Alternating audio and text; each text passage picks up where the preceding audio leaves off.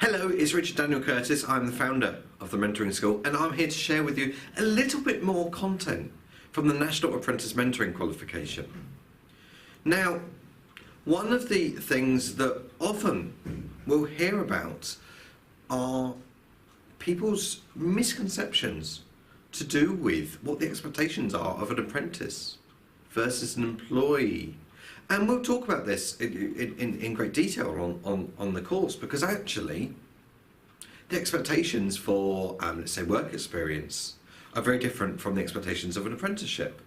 The expectations of an apprenticeship are very different from the expectations of an employee.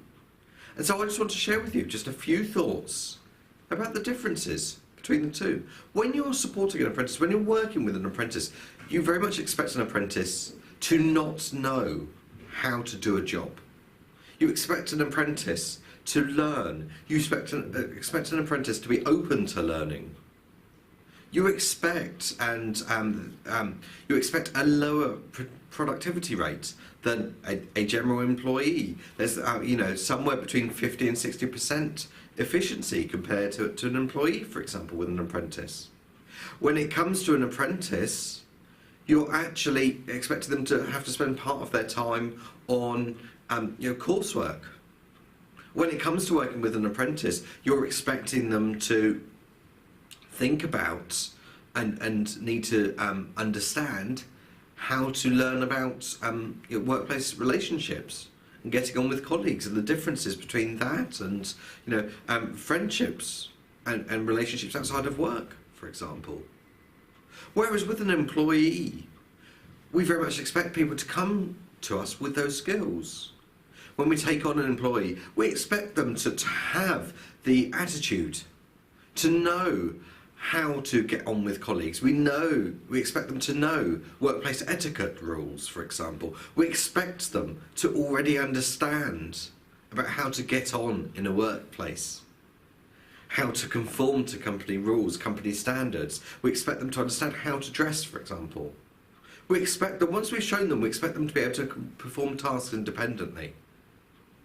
Whereas with an apprentice, we'd obviously be expecting to be offering ongoing support, ongoing guidance, ongoing reminders. We expect to be able to touch base with them all the time. Whereas with an employee, you expect them to work independently for longer periods of time. Maybe actually, as a manager, you only meet with them once a month, once a week, or once a fortnight.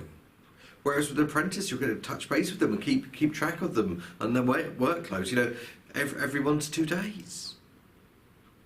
With an employee, very much the expectation is that they come to you ready to learn, ready to work. Whereas with an apprentice, very much that's a different set of expectations. So I hope that you found this interesting. I hope that's made you think about what those differences are and maybe how you're going to communicate with them with your team.